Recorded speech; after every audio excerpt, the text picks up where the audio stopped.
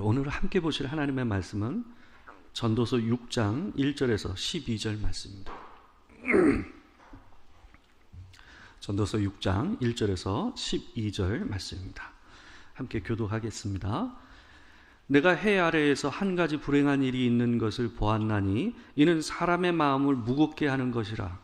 어떤 사람은 그의 영혼이 바라는 모든 소원에 부족함이 없어 재물과 부요와 존귀를 하나님께 받았으나 하나님께 그가 그것을 누리도록 허락하지 아니하셨으므로 다른 사람이 누리나니 이것도 헛되어 악한 병이로다.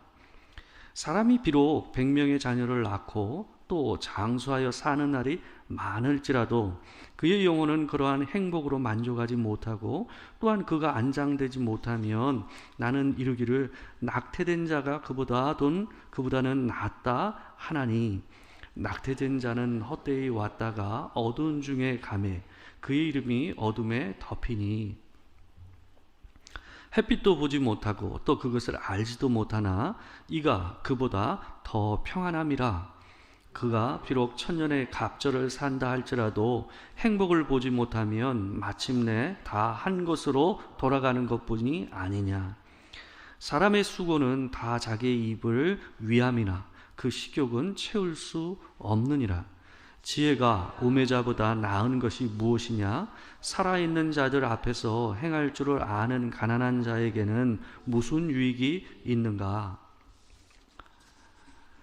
눈으로 보는 것이 마음으로 공상하는 것보다 나으나 이것도 헛되어 바람을 잡는 것이로다. 이미 있는 것은 무엇이든지 오래전부터 그의 이름이 이미 불린 바 되었으며 사람이 무엇인지도 이미 안 바 되었나니 자기보다 강한 자와는 능히 다툴 수 없느니라. 헛된 것을 더하게 하는 많은 일들이 있나니 그것들이 사람에게 무슨 유익이 있으랴. 헛된 생명의 모든 날을 그림자같이 보내는 일평생에 사람에게 무엇이 낙인지를 누가 알며 그 후에 해 아래에서 무슨 일이 있을 것을 누가 능히 그에게 고하리요. 아멘. 오늘 전도서 6장 1절에 12절 말씀을 가지고 강한 자와 싸우지 말라라는 제목으로 하나님의 말씀을 전하도록 하겠습니다. 요즘 연세가 있는 분들의 로망으로 이런 말들을 합니다. 9988 123 얘기하잖아요. 다 아시죠? 99세까지 팔팔하게 살다 하루 이틀 살다 3일 만에 가자 이런 뜻 아닙니까? 정말 이런 일이 있다면 감사하죠. 이런 인생이 있을까 싶지만 그래도 이 말에 담겨져 있는 마음이 굉장히 공감 가지 않습니까? 그렇습니다. 제가 오늘 아침은 좀 늦게 나왔어요. 근데 아침에 이제 일어나서 집에서 모처럼 좀 간단히 먹고 그러면서 제가 인간극장 보는 걸 좋아하거든요. 그래서 인간극장 그걸 틀어가지고 잠깐 봤어요. 근데 거기에 어떤 스토리가 나오냐 하면 여러분 보셨는지 모르겠는데 102세 된 할머니를 모시고 사는 한 딸 가정의 이야기가 나와요. 근데 이분이 이 가정에 보니까 믿는 가정이에요. 제주도에 사시는 분들인데 믿는 가정이에요. 딸도 그렇고 이제 어머니도 그렇고. 근데 어머니가 이제 요 근래에 몸이 많이 좀 쇠해 가시고 계신 것 같아요. 그러니까 본인이 느끼기에도 내가 오래 살지 못하겠구나. 이제 몇 달 사이에 내가 갈 수 있겠구나 하는 생각이 본인한테 드셨던 것 같아요. 그 하루는 주일날인데 딸에게 이분이 갑자기 그러시는 거예요. 좀 더 살고 싶으시다는 거예요. 좀 더 살고 싶다고 그러시면서 좀 더 살게 해달라고 딸에게 약간 치매기가 있으시거든요. 근데 그래도 건강하신 편인데 그런 얘기를 하시는 장면이 TV에서 나왔어요. 그 모습을 보면서 제가 어떤 생각이 들었냐 하면 102세 되는 분도 죽음이 두렵구나. 족할 만도 한데 이 102년이라는 세월을 사셨음에도 불구하고 이분이 이 세상을 떠나는 것이 이분에게는 아쉬움이 남는가 보구나, 만족스럽지가 않으시구나 하는 생각이 들었어요. 우리가 옷장을 열어보십시오. 어때요? 마음에 드는 옷이 몇 개 있습니까? 다 그 옷 살 때는 처음엔 다 마음에 들어서 이 흡족해서 그 옷을 샀잖아요. 근데 한 1, 2년 지나고 나면 어때요? 뭐 손이 잘 안 가시죠? 그래서 보면 늘 하시는 말씀이 입을 옷이 하나 덥다라고 늘 입에 달고 사시는 말 중에 하나 아닙니까? 그런 것 같아요, 사람이. 자녀들을 보면 어떻습니까? 여러분 느낌에 흡족하다. 이놈 정말 잘 자랐다. 잘 크고 있다. 내가 마음에 든다 하는 자녀들이 어때요? 한 명이라도 있습니까? 그렇지 않잖아요. 우리 부모의 마음에서는 흡족하지가 않죠. 남편을 보면 어떻습니까? 아내를 보면 어떻습니까? 예, 뭐 더 안 묻겠습니다. 지금 우리가 가지고 있는 재산은 어떤가요?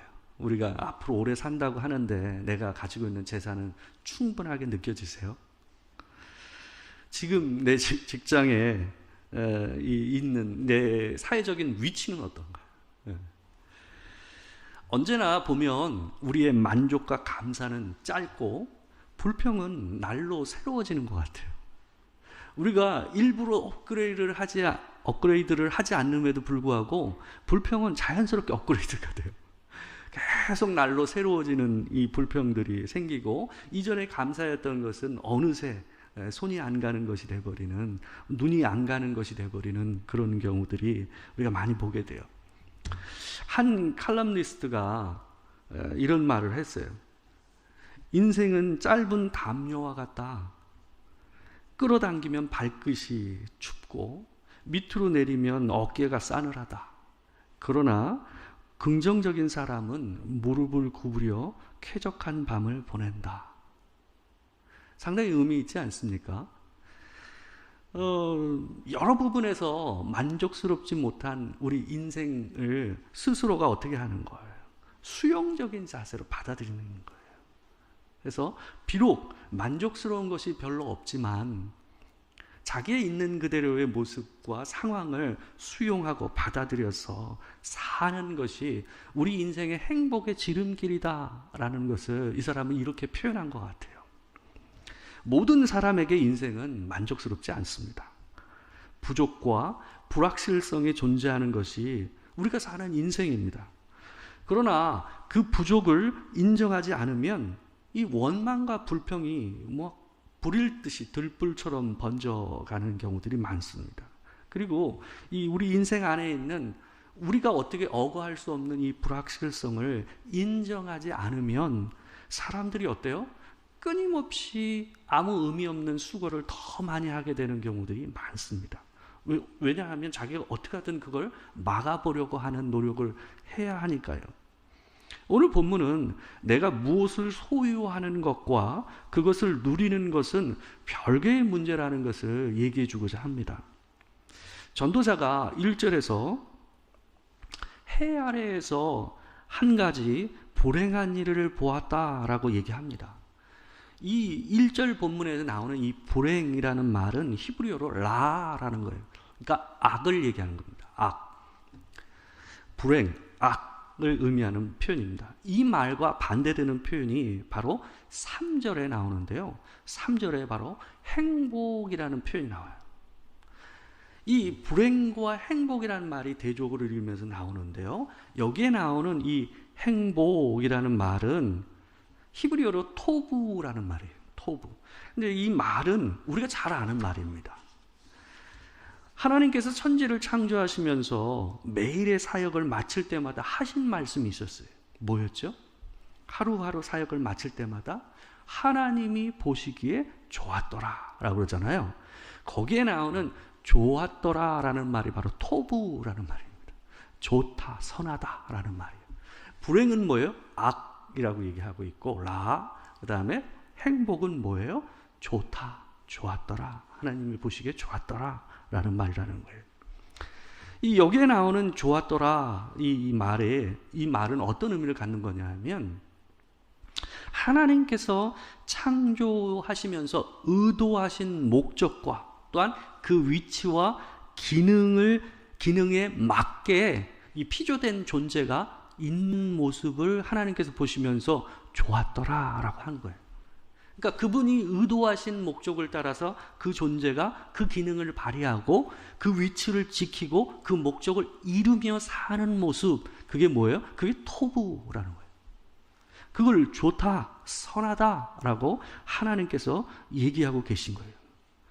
불행과 행복이라는 것은 하나님께서 우리를 창조하시면서 주신 이 목적과 위치와 기능에 맞게 사는 것과 연결되어 있다는 걸 의미하는 거예요. 이 말은 우리의 행복이 주님이 내게 주신 인생의 상황과 위치와 소유의 정도가 어때요? 그 모습 그대로 하나님 앞에 뭐 하는 거예요? 수용하는 마음. 그것을 하나님께서 좋다, 토부라고 하시면서 우리에게 주신 그 상황이기 때문에 그것을 있는 그대로 받아들이는 데서부터 뭐가 시작된다는 거예요? 행복이라는, 만족이라는 것이 시작된다라고 본문이 얘기하고 있는 거예요. 2절을 해서 2절을 보게 되면 2절에서 불행을 말하면서 들고 있는 어떤 사람의 예가 있어요. 바로 이것을 보게 되면 수용하지 못해서 하나님께서 내게 허락하시오, 토부라고 생각하시면 내게 허락하신 그 인생의 상황과 위치와 능력, 이것을 자기가 받아들이지 못함으로 생겨나는 뭐예요? 불행한 모습을 표현하고 있는 거예요. 어떤 사람이 있는데 그 사람은 하나님께서 그 영혼이 바라는 모든 소원을 어때요? 부족함이 없이 주셨다고 해요. 재물과 부요와 존귀를 다 주셨대요. 유대인에게 있어서 이런 사람이 원하는 이 모든 소망하는 소원을 다 받은 사람이 누굴까요? 솔로몬입니다. 그러니까 이 전도자는 지금 솔로몬을 생각하면서 이 이야기를 얘기하고 이 예를 들고 있는 거예요. 그런데 전도자는 2절에서 하나님께서 그가 그것을 누리도록 허락하지 아니하셨으므로 다른 사람이 누렸다라고 얘기하고 있어요. 실제로 솔로몬은 60을 채 채우지 못하고 이 하나님께 부름을 받았습니다. 50대 후반 정도에 그는 세상에서 하나님께로 부름을 받았어요. 얼마나 이 사람이 살았던 부분이, 이 사람의 이 생활은 황금으로 표현될 수 있었어요. 얼마나 금이 넘쳤는지 모릅니다. 또한 엄청난 건축과 토목 공사를 통해서 나라를 굉장히 화려하게 만들었던 사람이죠. 또한 수많은 여자들을 자기 아내로 데리고 있었고 그 안에서 얼마나 많은 아이들을 낳았습니까? 뿐만 아니라 이 사람은 먼 아프리카에서도 이 사람의 지혜가 알려져서 그 사람을 찾아와서 한 번이라도 얼굴을 보고 싶다 하고 찾아온 사람들이 있을 만큼, 그만큼 존귀한 자로 알려졌던 사람이 바로 이 솔로몬 아닙니까? 그러나 이 사람이 가지고 있었던 이 모든 능력과 소유와 이 모든 것들이 그를 행복하게 하지 못했다라는 거예요.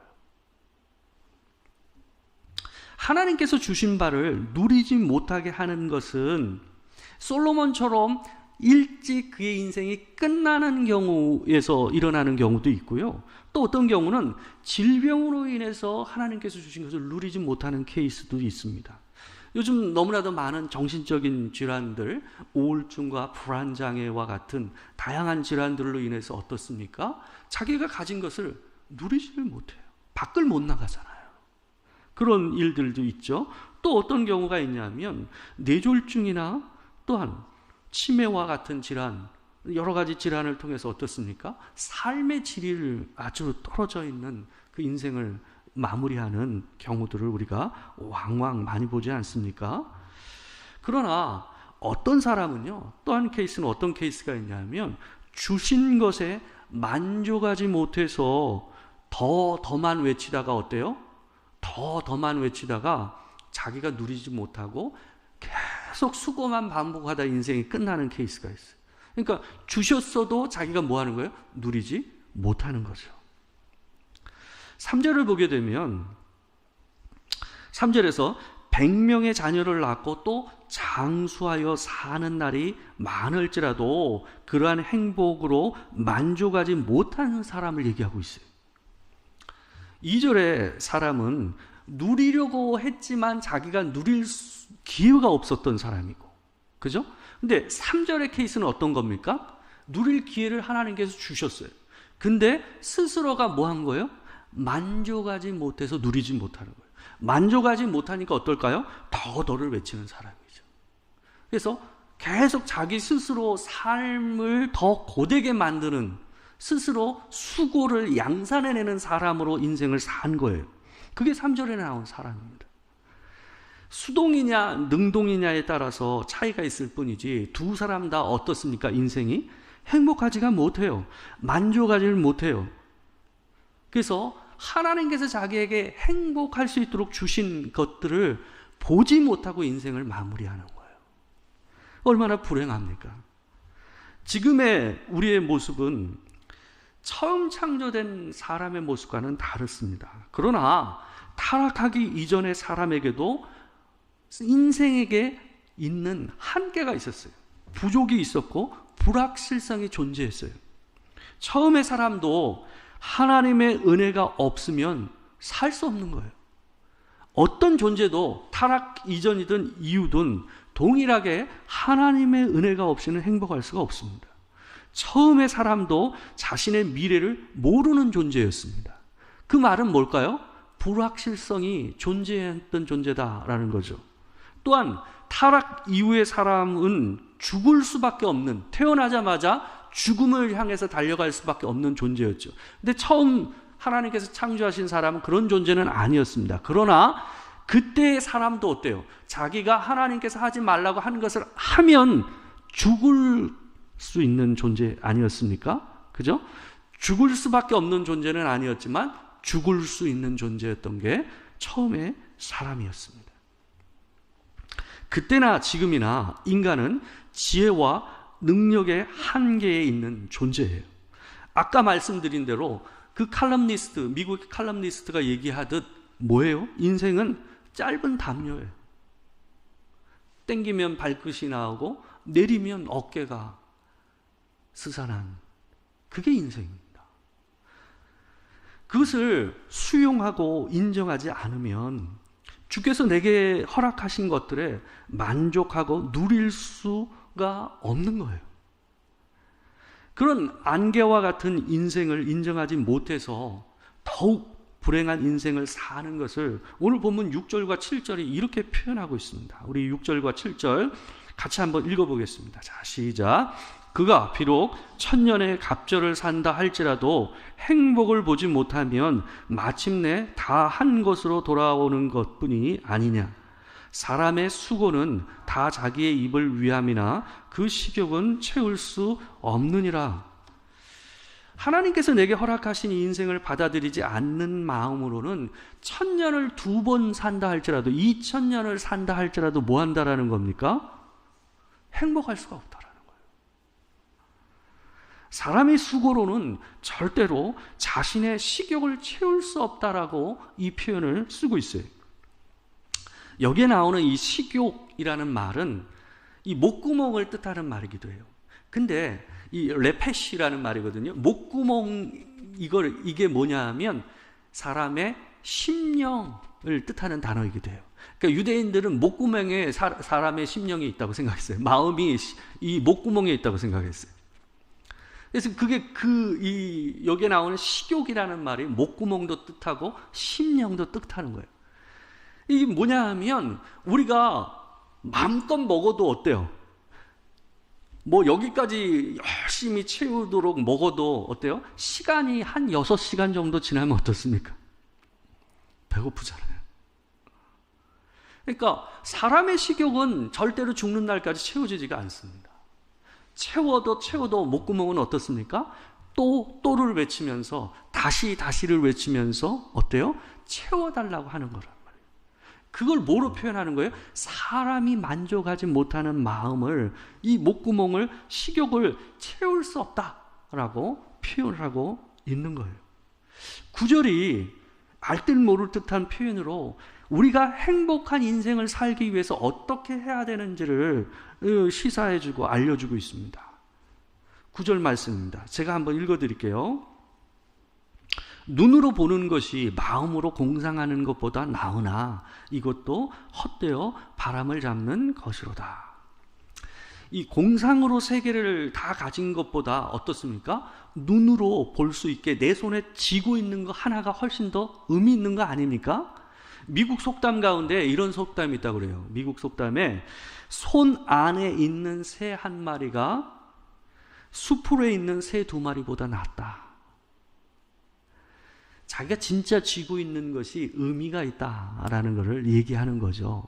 그러니까 이 지금 본문에 나오는 의미가 그런 겁니다.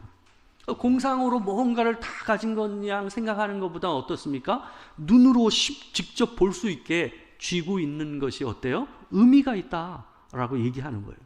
그건 무슨 의미냐 하면 하나님께서 지금 내게 진짜 주신 것, 그것이 작은 것이든 큰 것이든 그것에 대해서 어때요? 의미 있게 생각하고 하라는 거예요. 가치 있게 생각하고 만족하고 살라라는 거예요. 공상의 세계는 어떤 거예요? 내가 지금 만족하지 못하는 것을 계속 생각하는 거예요. 그리고 남의 손에 있는 것을 보면서 뭐 하는 거예요? 부러워하는 마음으로 사는 거예요. 그런 인생은 불행하다라는 거예요. 오늘 본문의 표현대로 하면 이것을 성경은 악하다, 불행, 악이다라고 얘기를 하고 있는 거예요. 하나님께서 좋다고 하신 것을 만족해 하지 못하는 마음을 악이다라고 얘기하고 있는 겁니다. 내게 주신 것에 감사하고 누려야 합니다. 그러나 전도자는 늘 그렇듯 한마디를 보태요. 아리송한 말, 늘 자주 하는 말을 보탭니다. 이렇게 얘기합니다. 눈으로 보는 것이 마음으로 공상하는 것보다 나으나 이것도 헛되어 바람을 잡는 것이로다. 제가 계속 말씀드리지만 전도서에서 헛되다는 말은 뭡니까? 실제 존재하는 것이지만 시간이 지나고 나면 사라질 어떤 것을 얘기하는 게 헛되다는 말이라는 것을 계속 여러분에게 말씀드렸어요. 그러니까 우리에게 하나님께서 이 땅 가운데서 주신 것들은 어떤 겁니까? 다 실제하고 의미 있는 것들입니다. 근데 하나님께서 토부라고 얘기하고 창조하시면서 하나님께서 보시기에 좋았더라라고 한 그것이라 할지라도 이 시간의 한계 안에서 어떤 것들입니까? 전부 다 영원하지 않는 거예요. 그것은 전부 다 어때요? 하나님께서 주신 돈, 하나님께서 주신 건강, 하나님께서 주신 내게 주신 능력, 그 모든 것이 어떻습니까? 시간의 한계 안에 있다라는 거예요. 그게 뭐예요? 헤벨, 헛된 것이다라는 표현이에요. 그러니까 이거는 무의미하다, 가치 없다라는 얘기가 아니다라는 걸 늘 기억하십시오. 전도서의 얘기가. 그러니까 그 시간의 한계 안에 있는 피조된 어떤 것에 불과하다. 하나님께서 주신 시간 안에서 그것을 즐기고 감사하며 살 때, 그러나 그것이 유한한 것이고 언젠간 사라질 어떤 것이다라는 것을 기억하고 살라라는 말이 지금 이 전도서 기자의 얘기인 거예요.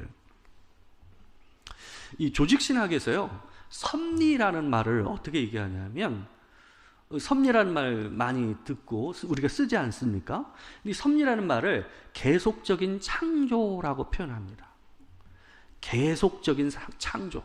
그러니까 창조하신 것이 이례적인 사건이지만 그 창조한 것을 붙드시고 계속 유지하시는 하나님의 역사라는 의미에서 섭리를 계속적인 창조라고 얘기해요.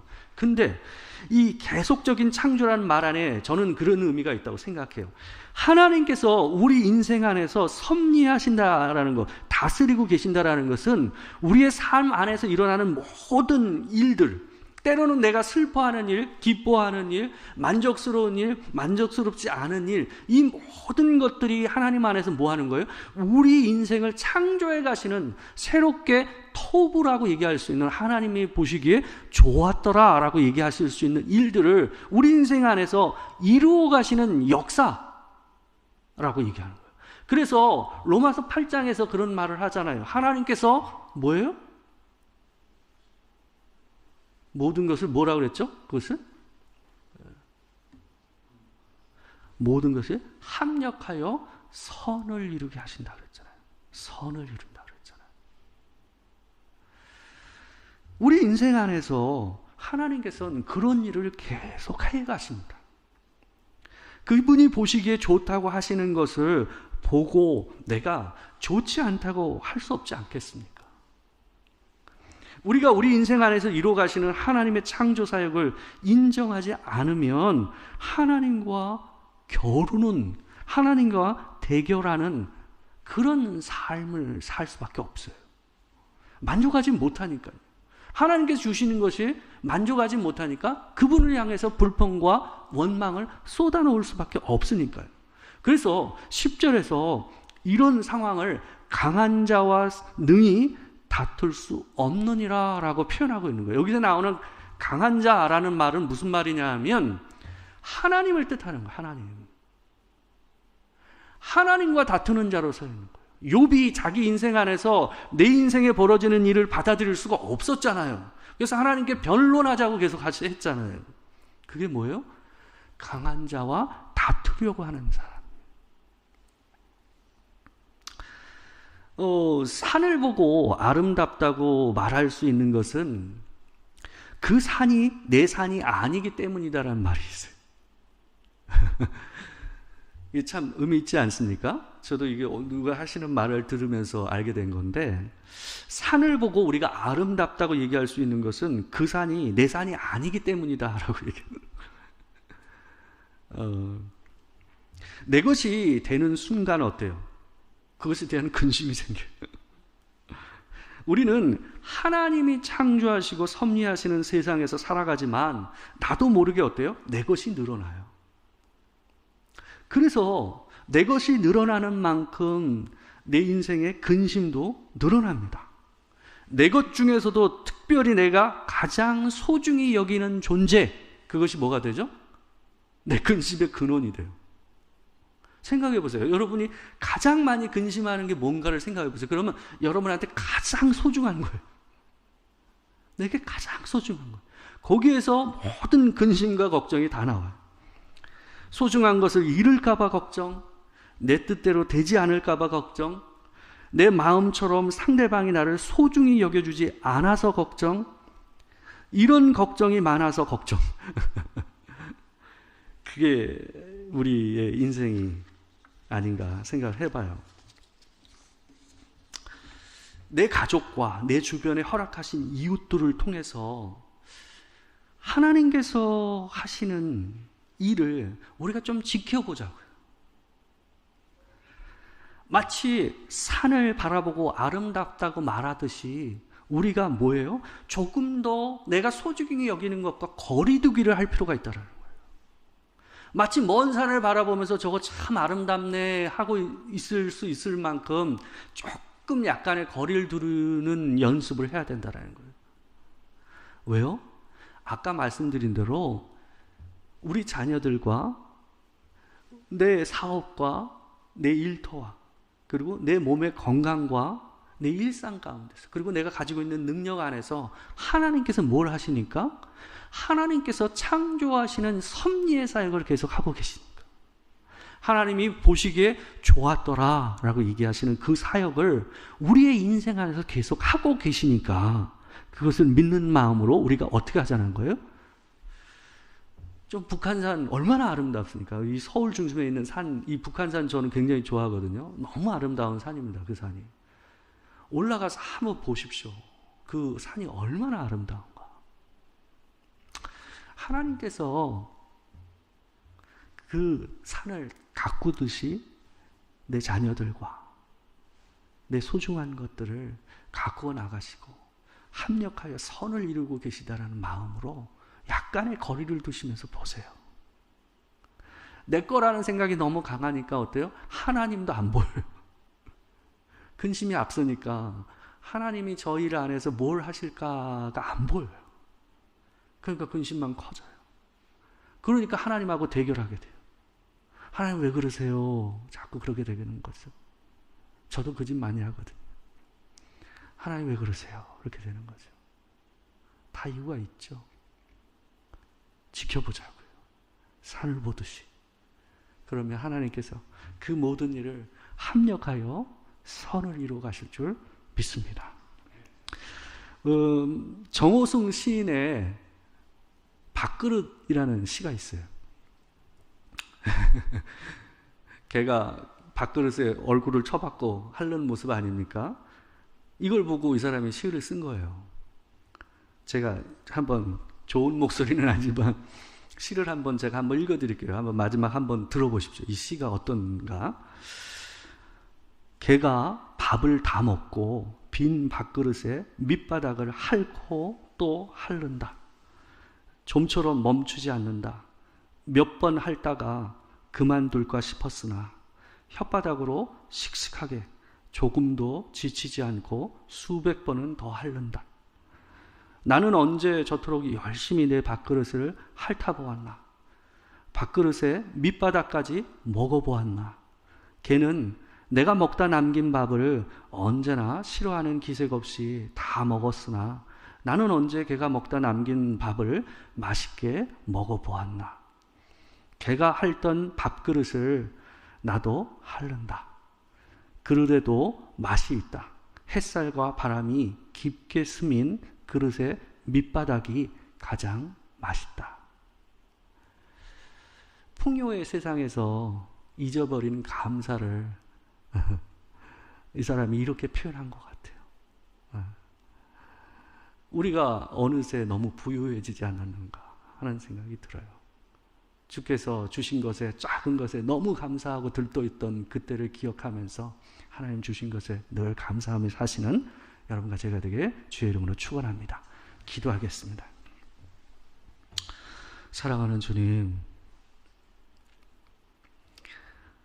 내게 소중하니까, 그게 내 거니까 늘 그로 인해 근심이 크고 마음이 늘 힘들 때가 많습니다. 내가 지지 않아야 될 짐까지 지며 허덕일 때가 있습니다. 그래서 하나님이 하시는 일이 마음에 안 들고 때로는 왜 이렇게까지 하실까 하는 생각이 들 때도 있습니다. 주님, 우리 안에 하나님의 것이라는 인식을 더 굳건히 해서 먼 산을 바라보고 아름답다라고 고백할 수 있는 마음처럼 내 인생의 거리두기를 조금 더 할 수 있는 마음이 우리 안에 있게 하여 주시옵소서.